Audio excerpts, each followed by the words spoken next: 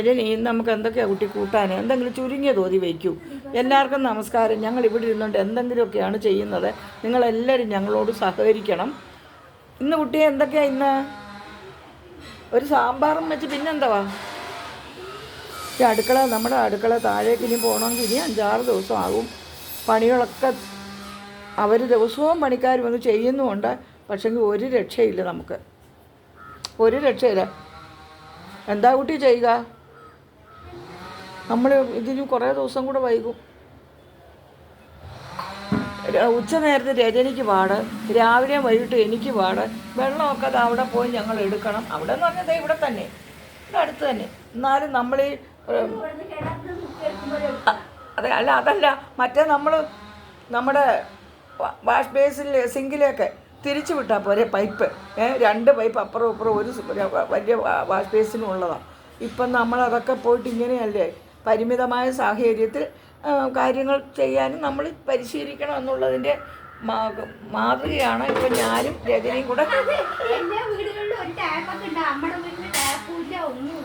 ഇവിടെ ടാപ്പ് നമുക്ക് വേണ്ട. നമുക്ക് അല്ല കുട്ടി, നമുക്ക് അതിന് ആവശ്യം വന്നില്ലല്ലോ ഇതുവരെ. അപ്പോൾ പിന്നെ എന്തിനായിരുന്നു?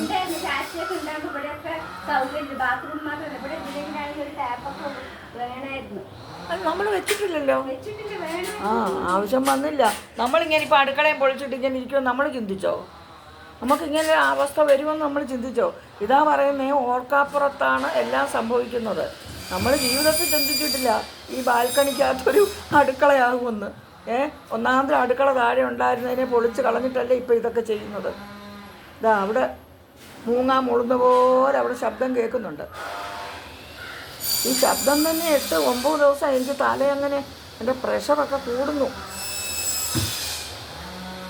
ഉണ്ടോ? എനിക്ക് നീ 1 മണിക്കൂർ അല്ലെ 2 മണിക്കൂർ കേട്ടിട്ട് നീ പോയില്ലേ കുട്ടി? അയ്യോളം ഞാനല്ലേ കേൾക്കുന്നത്. അയ്യോ എനിക്ക്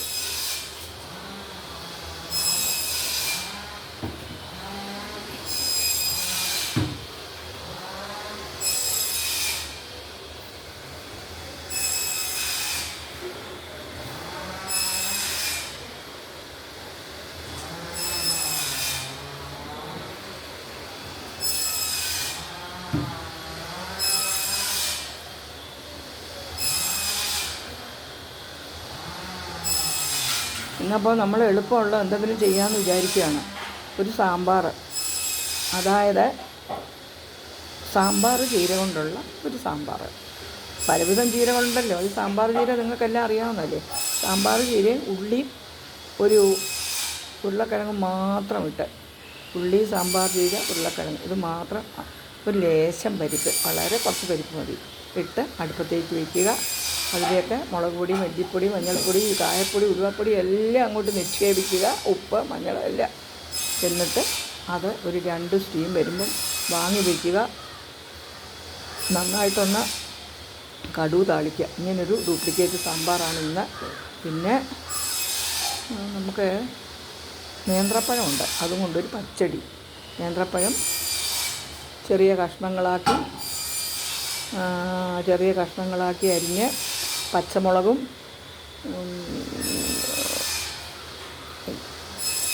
പഴവും കൂടെ ലേശം ഉപ്പിട്ട് അടുപ്പത്ത് വെച്ച് നല്ലോണം വേകുമ്പോൾ ഉടച്ചിട്ട് നാളികേരവും കടുകും ചെറിയുള്ളിയും പച്ചമുളകും ഒക്കെ കൂടെ അരച്ചിട്ട് കലക്കുക.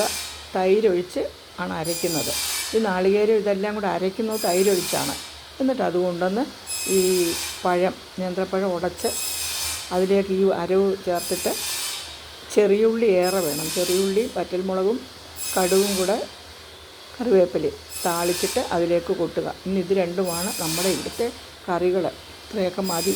ഈ ചുരുങ്ങിയ സാഹചര്യത്തിൽ ചുരുങ്ങിയ രീതിയിലൊക്കെ നമ്മൾ ചുരുങ്ങിയ രീതിയിൽ ജീവിക്കാൻ പഠിക്കണമല്ലോ. ഞങ്ങൾ പിന്നെ എന്നും ചുരുങ്ങിയ രീതിയിലൊക്കെ തന്നെ ആയിരുന്നു. എന്നാലും ഇപ്പോൾ വീണ്ടും അതിലും ചുരുങ്ങി ഇങ്ങനെയായി തീർന്നു. ഇതാണ് ഇപ്പോഴത്തെ സൗകര്യങ്ങൾ. നിങ്ങൾ കേൾക്കുന്നില്ലേ താഴത്തെ കോലാഹലങ്ങളും ശബ്ദങ്ങളും ഒക്കെ? ഇനി ഒരാഴ്ച കൂടി ഇങ്ങനെ കഴിച്ചു കൂട്ടേണ്ടി വരുമെന്നാണ്. അപ്പം ഞാൻ ഈ ചെറിയ സാഹചര്യത്തിൽ ഇരുന്നുകൊണ്ട് ഇടുന്ന ചെറിയ വീഡിയോകൾക്ക് നിങ്ങളെല്ലാവരും എന്നോട് സഹകരിക്കുമെന്നുള്ള വിശ്വാസത്തോടു കൂടി നിങ്ങളുടെ സരസ്വതി ടീച്ചർ. ഇന്ന് നമുക്കപ്പോൾ ഒരു തട്ടിക്കൂട്ട് സാമ്പാറും നേന്ത്രപ്പഴം പച്ചടി, പിന്നെ അച്ചാറും തൈരുമൊക്കെ ഉണ്ടല്ലോ, അതൊക്കെ മതി. ഇതൊക്കെ മതി. എന്ത് ഉപ്പും മുളകും ഉടച്ച് കഴിഞ്ഞ കാലങ്ങളുമുണ്ട്.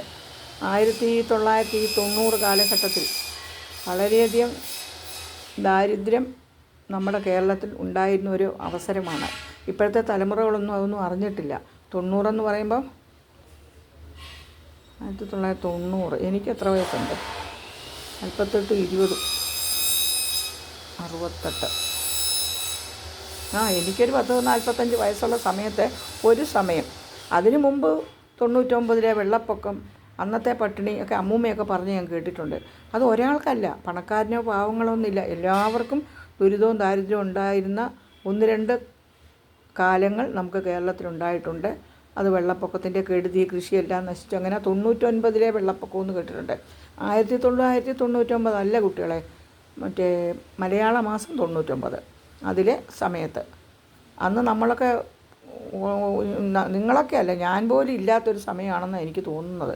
പറഞ്ഞു കേട്ടിട്ടേ ഉള്ളൂ. മുത്തശ്ശിമാരും അമ്മമാരും ഒക്കെ പറഞ്ഞ് ആണ് ഞങ്ങൾ അന്നത്തെ തലമുറയൊക്കെ കേട്ടിരിക്കുന്നത്. അപ്പോൾ ഈ രജനി ഇതാ പച്ചക്കറികളൊക്കെ ആയിട്ട് താഴേന്ന് മുകളിലോട്ട് വരുന്നുണ്ട്. അച്ഛൻ അവിടെ ഇല്ലേ? അതെ, അച്ഛൻ ഇപ്പോഴാണ് ഫുഡ് കഴിച്ചേച്ച്, രാവിലത്തെ ഭക്ഷണം കഴിച്ചേച്ച് പോയത് അങ്ങോട്ട്. ഇനിയിപ്പോൾ ഇപ്പോൾ പൊടി ഒരുപാടില്ല. അച്ഛൻ മാസ്കും വെച്ച് സന്ദീപിൻ്റെ വീട്ടിൽ, ചിൽവിയുടെ വീട്ടിൽ സിറ്റ് ഔട്ടിൽ പോയിരിക്കുന്നുണ്ട്, സന്ദീപുമായിട്ട് കഥയും പറഞ്ഞ്. ഇനി എത്ര ദിവസം ഇങ്ങനെ നമ്മളെ പരാശ്രയങ്ങളൊക്കെ വേണ്ടി വരും. അതാ എല്ലാ കാര്യത്തിനും പൊന്നും സൂചിയുള്ളവനും അല്ലെ പൊന്നിൻ തൂമ്പയുള്ളവനും ഇരുമ്പിൻ്റെ തൂമ്പയും ഇരുമ്പിൻ്റെ സൂചിയൊക്കെ വേണ്ടി വരുന്നു പണ്ടത്തെ ആളുകൾ പറയുന്നു. നമ്മൾ പൊന്നിൻ സൂചിയും പൊന്നിൻ തൂമ്പയൊന്നും ഉള്ളവരല്ല, നമ്മൾ സാധാരണക്കാരായ ആളുകൾ. എങ്കിൽ പോലും നമ്മൾ ഇത്രയും നല്ല സാഹചര്യത്തിലിരുന്നിട്ട് ഇനി ഇങ്ങനെയൊക്കെ ഒരു അവസ്ഥ വരുമെന്ന് ചിന്തിച്ചില്ല. അത് അന്നേരത്തെ ഒരു എടുത്തിയാട്ടത്തിന് ചെയ്തു പോയതാണ്. അതാ വീതന, ആ തിട്ട്, ആ പാതകത്തിൻ്റെ ഒരു ചെറിയ പൊട്ടിയുടെ ഒന്ന് ശരിയാക്കേ വേണ്ടിയിരുന്നുള്ളൂ. അപ്പോൾ അങ്ങനെയൊക്കെ അങ്ങ് സംഭവിച്ചു. സംഭവാമി യുഗേ യുഗേ. ഇനിയിപ്പം വന്നാൽ പിന്നെ വന്നടം പോലല്ലേ. അങ്ങനെയൊക്കെ നമുക്ക് ചെയ്യാമെന്ന് വിശ്വസിക്കുന്നു.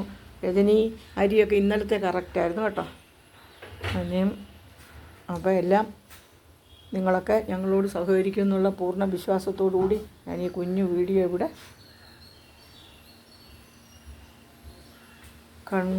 വൈൻഡപ്പ് ചെയ്യുന്നു. Thank you so much. എല്ലാവർക്കും സുഖവും സമാധാനവും പ്രതീക്ഷിച്ചുകൊണ്ട് നിങ്ങളുടെ സരസ്വതി ടീച്ചർ.